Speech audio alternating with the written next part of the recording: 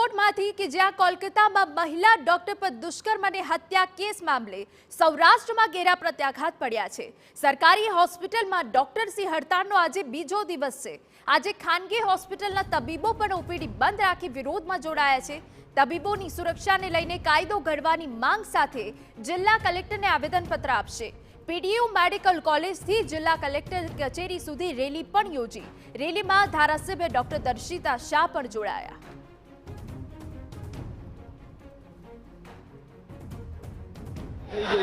પશ્ચિમ બંગાળમાં મહિલા સાથે દુષ્કર્મ અને હત્યા કેસના દેશભરમાં ઘેરા પ્રત્યાઘાતો પડ્યા છે। આજે ઇન્ડિયન મેડિકલ એસોસિએશન અને સાથે સાથે મેડિકલ કોલેજના છાત્રો છે તેમના દ્વારા જે રેલીનું આયોજન કરવામાં આવ્યું છે ને આ ઘટના છે તેનો સખત શબ્દમાં વિરોધ છે તે કરવામાં આવ્યો છે।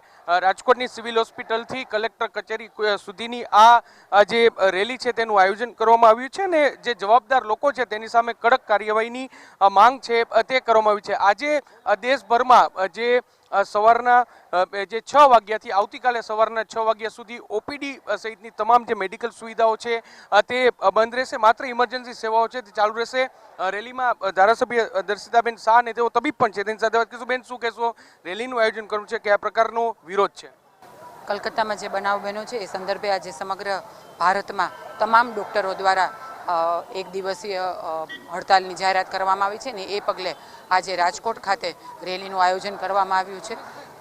કોઈ પણ ડૉક્ટરની અને એમાં પણ મહિલાની સુરક્ષા બાબતે એમના પર થતા અત્યાચારના સંદર્ભમાં સમગ્ર ડૉક્ટર જગત દ્વારા ઉગ્ર વિરોધ નોંધાવવામાં આવ્યો છે ને મમતા સરકાર દ્વારા કડકમાં કડક પગલાં લેવામાં આવે અને આરોપીને કડકમાં કડક કાર્યવાહી કરી અને સજા તાત્કાલિક આપવામાં આવે એ બાબતની સખત રજૂઆત તમામ ડૉક્ટરોની છે અને એ સંદર્ભે આજે એક દિવસ હડતાલનું સમગ્ર ભારતભરમાં આયોજન કરાયું છે। રચનાબેન પંડ્યા તબીબ આપણી સાથે છે। બેન, શું કહેશો? મહિલા સાથે આ પ્રકારનું કૃત્ય હોસ્પિટલમાં કેટલું દુઃખદ?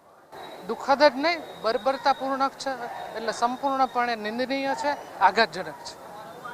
ડૉક્ટર ભાવેશ સદદેવ, સર, કેટલા તબીબો છે તે આજે આ હડતાલમાં જોડાયા છે? કયા પ્રકારનો વિરોધ છે? આજે કઈ મેડિકલ સુવિધાઓ બંધ રહેશે? અત્યારે ઇમરજન્સી સર્વિસ ચાલુ છે, બાકી રૂટીન ઓપીડી, ઇલેક્ટિવ સર્જરીઝ અને ઇન્ડોર પેશન્ટ દર્દી દાખલ કરવા એ બધું અત્યારે બંધ રાખેલ છે। ઇમરજન્સી સર્વિસ દર્દીના માટે થઈ અને અમારી સેવાના ભાગરૂપે અમે ચાલુ રાખીએ છીએ। અમારી જોડે ખૂબ જ અન્યાય થઈ ગયો છે। આ જે વસ્તુ થઈ ગયેલી છે એ ખરેખર કોઈ પણ હિસાબે માફ કરી શકાય એમ છે નહીં। જો આ વસ્તુ આપણને એમ થાય કે જો આ ખરેખર એમ લાગે કે ભાઈ દીકરીની હારે આવી હાલત થતી હોય તો પછી આપણે બીજું શું વિચારી શકીએ? અને દીકરી છે એ કોઈ પણની દીકરી છે। અમે તો કઈ આ મેડિકલની દીકરી નથી, પણ આપની દીકરી હોય તો આપનો પ્રતિભાવ શું હોય? એટલે આ એક સ્વયંભૂ જુવાડ છે, આમાં અમારે કોઈને કહેવું પણ નથી પડ્યું। અને અમારી જોડે ફેડરેશનના તમામ એસોસિએશન છે એ લોકો પણ સાથે છે આમાં। એ સિવાય બાર એસોસિએશન તરફથી પણ અમને પત્ર મળેલ છે, એ લોકો પણ આજે એક શોક ઠરાવ અને એક શોક સભાનું આયોજન કરેલ છે, જેથી કરીને લોકોને ખબર છે કે આ મેડિકલ રેસિડન્ટ હતી પણ એક દીકરી હતી। અને જ્યારે આપણા પ્રધાનમંત્રીશ્રી અને આપણા બધા નેતાઓ દીકરી બચાવો, બેટી પઢાઓ કરતા હોય અને આ પ્રકારનું ઓલું થાય તો એમાં આપણા બધા માટે શરમજનક વાત છે। એટલે હું એટલું જરૂર કહીશ કે આ થઈ ગયું અને હું રોકી નથી શક્યો, પણ હવે આ બીજી વાર ન થાય એ જોવાની એક જાગૃત નાગરિક તરીકેની આપણી બધાની જવાબદારી છે। ફરીવાર આ પ્રકારની ઘટના ન બને અને તે માટે તમામ લોકો છે તે ચિંતિત છે ને આજે એક રોષપૂર્ણ રેલી છે તેનું આયોજન છે તે કરવામાં આવ્યું છે।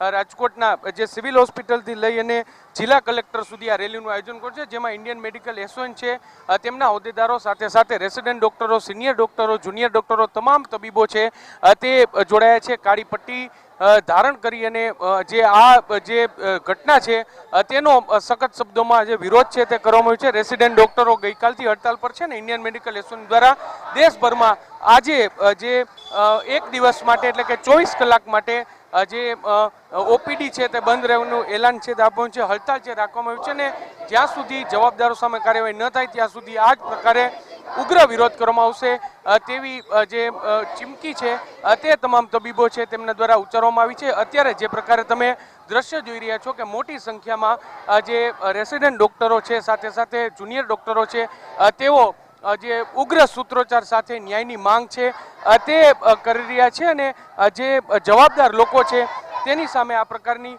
જે કડક કાર્યવાહી થાય અને સાથે સાથે આ પ્રકારની દુર્ઘટના છે તે ફરી એકવાર ન બને તે માટેની માંગ છે તે કરવામાં આવી છે।